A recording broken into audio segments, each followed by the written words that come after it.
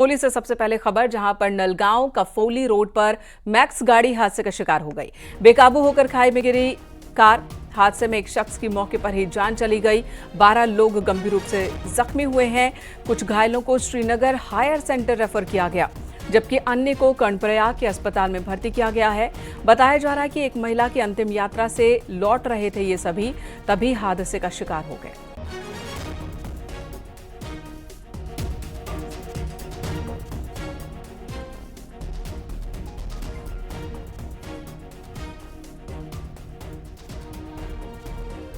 उधर हरिद्वार में body builder एक लड़के की दबंगई सामने आई। यहां पर बॉडी बिल्डर लड़के की बाइक से दूसरे लड़के की बाइक टकरा गई थी, जिसके बाद गुस्साए लड़के ने पीड़ित की बहुत पिटाई की है। तस्वीरें आपके सामने हैं, उसे बार बार पटका। दूसरे लड़के को काफी चोट पहुंची है। लड़के की दबंगई का ये वीडियो सामने आया है। ज्वालापुर कोतवाली क्षेत्र के बकरा मार्केट का ये मामला है। पुलिस ने शिकायत पर केस दर्ज किया है।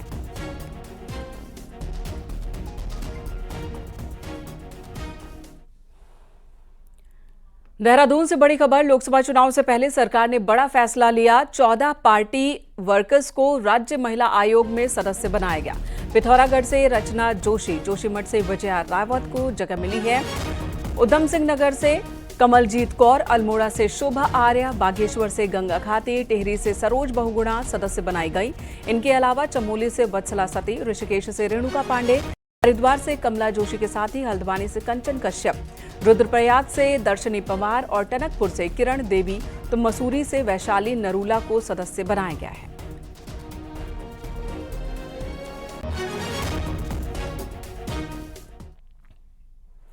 इधर मुख्यमंत्री पुष्कर सिंह धामी आज उधम सिंह नगर के जसपुर पहुंचे। मुख्यमंत्री ने जसपुर में करोड़ों की योजनाओं का शिलान्यास और लोकार्पण किया।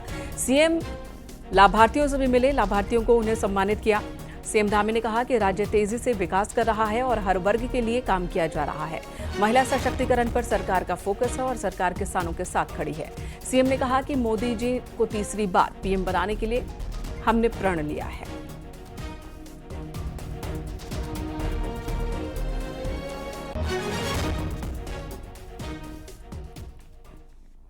मुख्यमंत्री धामी ने शुक्रवार को 55 करोड़ 53 लाख रुपए की लागत से बनने वाले चंपावत साइंस सिटी का वर्चुअल भूमि पूजन किया, शिलान्यास किया। सीएम ने इस मौके पर नशा मुक्ति केंद्र का भी शुभारंभ किया है। सीएम ने कहा कि चंपावत का विज्ञान केंद्र राज्य में देहरादून, अल्मोड़ा के बाद तीसरा विज्ञान केंद्र है। देश की 5वीं साइंस सिटी देहरादून में बनने जा रही है। उन्होंने कहा कि विज्ञान केंद्र के माध्यम से चंपावत ने विज्ञान और प्रौद्योगिकी के क्षेत्र में ऊंची छलांग लगाई है, जिसका गुणात्मक प्रभाव सभी पर दिखेगा।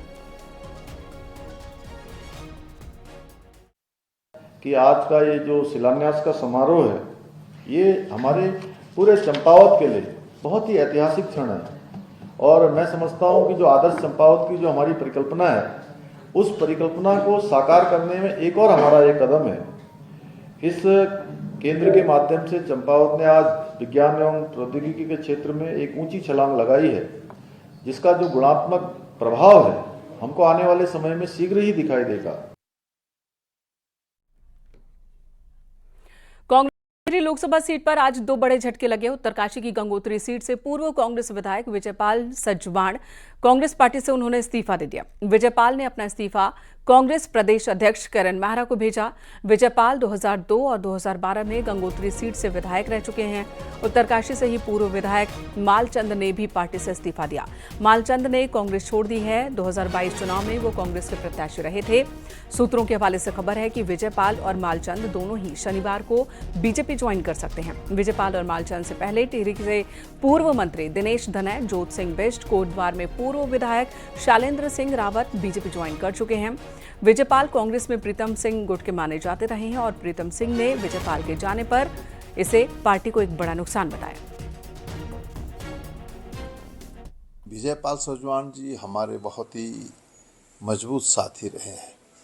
जब कांग्रेस में 2016 में मैं उसको विभाजन नहीं कहूँगा, विभाजन हुआ, उन परिस्थितियों में भी उन्होंने कांग्रेस के साथ खड़े होने का काम किया है। और आज वो हमारे बीच से जो है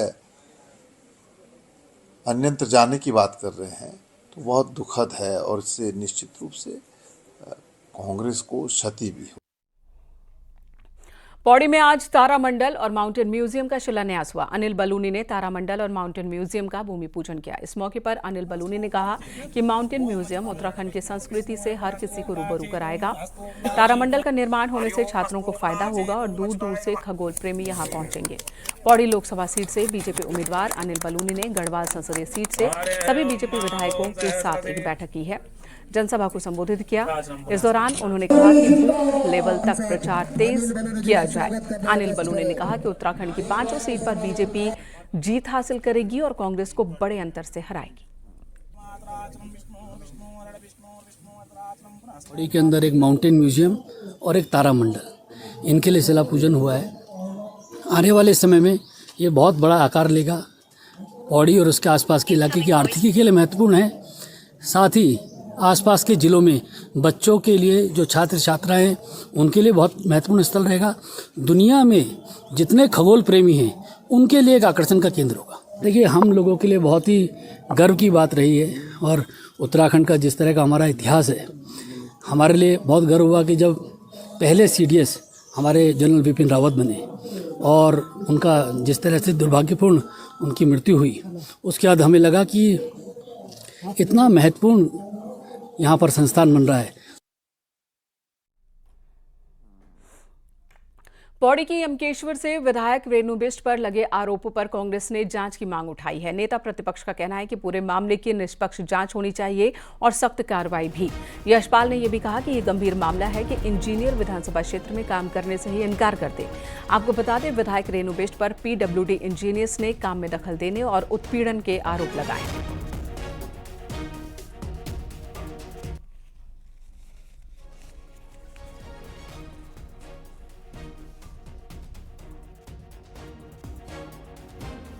उन्होंने साफ तौर से कहा है कि हम वहाँ काम करने की स्थिति में नहीं हैं, हम असहज हैं, हम पर दबाव बनाया जा रहा है। अगर ये आरोप नहीं, ये सच है, उनके खिलाफ सख्त सख्त कार्रवाई होनी चाहिए, इसकी जांच होनी चाहिए और दूध का दूध पानी का पानी हो जाएगा।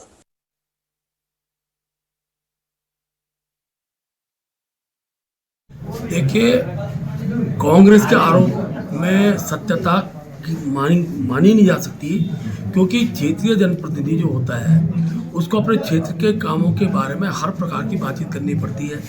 अब किसी काम के न होने पर विधायक अपनी नाराजगी व्यक्त भी करते हैं, इसको किसी रूप में जोड़ना और उसको भ्रष्टाचार की श्रेणी में लाना ये कदापि उचित नहीं है। उत्तराखंड STF ने 1 करोड़ की कीमत की अफीम और डोडा के साथ 2 आरोपियों की गिरफ्तारी की है। आरोपी रद्दी के बीच में कैंटर में अफीम और डोडा छिपा कर ले जा रहे थे। STF ने उत्तराखंड और झारखंड के बीच इस कार्रवाई को अंजाम दिया।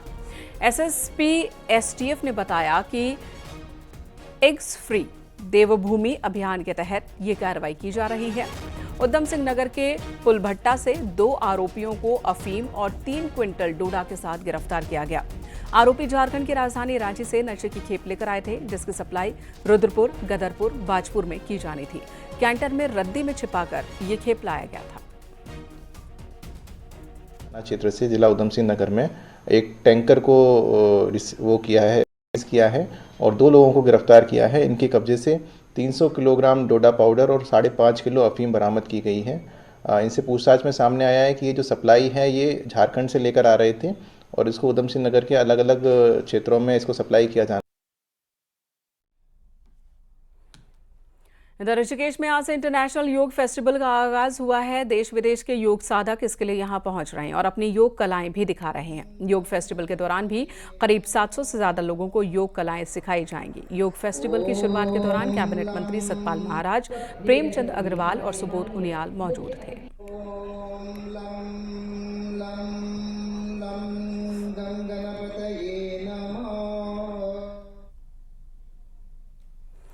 इधर बद्रीनाथ धाम की बर्फबारी के बाद शानदार तस्वीरें सामने आई। यहां करीब 5 से 6 फीट तक बर्फ जमा है। चारों तरफ बर्फ ही बर्फ दिखाई दे रही है। बद्रीनाथ धाम में बर्फ की सफेद चादर आपको नजर आ रही होगी हर तरफ। हालांकि BRO ने रोड को बद्रीनाथ धाम तक खोल दिया है, लेकिन धाम में तकरीबन 6 फीट तक बर्फ जमा है।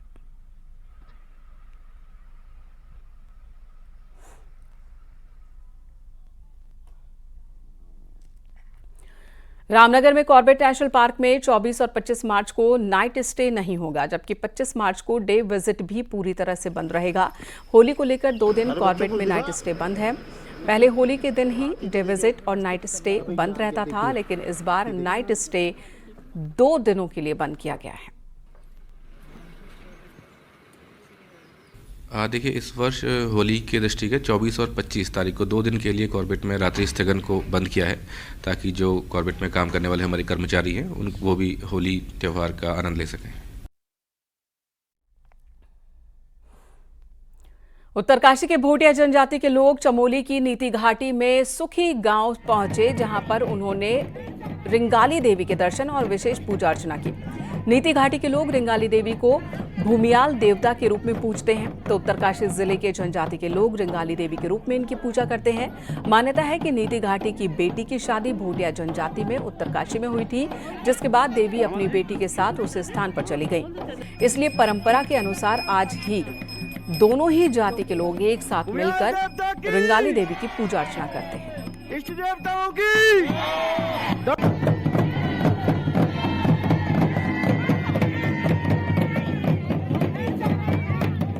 मुझे खुशी इस बात की है कि इतने बुजुर्ग लोग हैं और इनके अंदर इतनी श्रद्धा भावना कूट कूट के भरी है। लगभग इनके उम्र है लगभग 84 साल 85 साल के बुजुर्ग हैं, और आज भी हमारे जो पहाड़ों में हैं जो श्रद्धा भाव है धीरे धीरे जो लुप्त हो रहा है। हमारे आने वाले भविष्य की हमको चिंता है, मगर आज भी मैं देखता हूँ कि हमारे जो पौराणिक लोग हैं, इतिहासकार लोग हैं, वो बढ़ चढ़ कर हिस्सेदारी करते हैं। यहाँ रुकेंगे एक ब्रेक के लिए, खबरों का सिलसिला जारी है।